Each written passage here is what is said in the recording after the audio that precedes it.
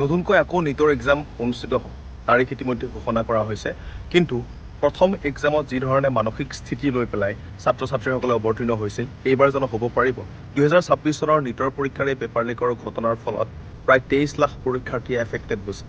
এতিয়া কথাটো হ'ল যে এক্সামত তেওঁলোকৰ এই 23 লাখৰ ভিতৰত কিমান লাখ ছাত্ৰ ছাত্ৰীয়ে নিজকে প্ৰথমবাৰ পৰীক্ষা দিয়াৰ নিচিনাকৈ প্ৰস্তুত কৰিব পাৰিব মানসিকভাৱে।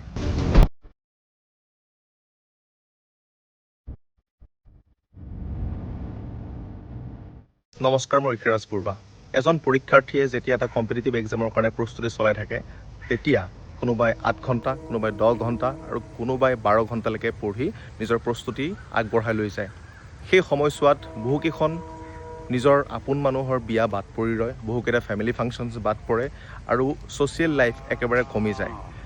আৰু এই কামখিনি বা এই ত্যাগখিনিৰ আঁৰত এটাই সপোন থাকে যে এটা চৰকাৰী চাকৰি আৰু এটা ষ্টেবল লাইফ আৰু পিতৃ মাতৃক গৌৰৱান্বিত কৰাৰ সেই ক্ষণটো। কিন্তু তাৰ পিছতেই পৰীক্ষাত এপিয়াৰ হয় আৰু এপিয়াৰ হোৱাৰ পিছত খবৰ আহে যে পেপাৰ লিক হৈছে। আৰু সেই পেপাৰ লিকৰ খবৰটোৱে ছাত্ৰ বা ছাত্ৰীগৰাকীক কিমান ধৰণে মানসিকভাৱে ভাগি পেলায় সেই কথা হয়তো নিশ্চয়কৈ সকলোৱে অনুভৱ কৰিব পাৰে। লাহে লাহে আৰম্ভ হয় ছেল্ফ ডাউট, ডিমটিভেশ্যন আৰু এনেকুৱা পৰ্যায় আহে যে সেই ছাত্ৰ বা ছাত্ৰীয়ে পিছত আকৌ সেই পৰীক্ষাত এপিয়াৰ নোহোৱাৰো সিদ্ধান্ত গ্ৰহণ কৰে। এনেকুৱা বহু ছাত্ৰ ছাত্ৰী আছে যাৰ লগত এনেকুৱা এবাৰ হৈছে, তেওঁ হয়তো দ্বিতীয়বাৰৰ কাৰণে সেই পৰীক্ষাটোত এপিয়াৰ হোৱা নাই।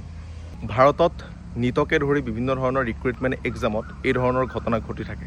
তাৰপিছত পুনৰ এটা নতুনকৈ ডেট দিয়া হয়, যিধৰণে এইবাৰ নিটৰ এক্সাম আকৌ 21 জুনত পাতিম বুলি তেওঁলোকে ঘোষণা কৰিছে। কিন্তু এটা কথা মন কৰিব যে সেই এক্সামটোত নতুনকৈ আৰু কিমান ছাত্ৰ ছাত্ৰীয়ে যিসকলে পূৰ্বতে দিছিল তাৰ 100% আকৌ এপিয়াৰ হ'বনে? প্ৰথম এক্সামত যি ধৰণে মানসিক স্থিতি লৈ পেলাই ছাত্ৰ ছাত্ৰীসকলে অৱতীৰ্ণ হৈছিল, এইবাৰ জানো হ'ব পাৰিব? প্ৰথম পৰীক্ষাটোত যিমান পৰীক্ষাৰ্থীৰ ফলাফল নিজে ভাল হোৱা বুলি তেওঁলোকে ভাবিছিল, এইবাৰ হয়তো তেওঁলোকে ছেকেণ্ডবাৰত বা দ্বিতীয়বাৰত সেই ধৰণৰ ফলাফল নেদেখুৱাবও পাৰে বা দেখুৱাব নোৱাৰিবও পাৰে। এজন অনেষ্ট ষ্টুডেণ্টৰ কাৰণে পেপাৰ লিক এটা ছিষ্টেম ফেইলিয়াৰে নহয়, সেইটো এটা ট্ৰাষ্ট ব্ৰেকো হয়।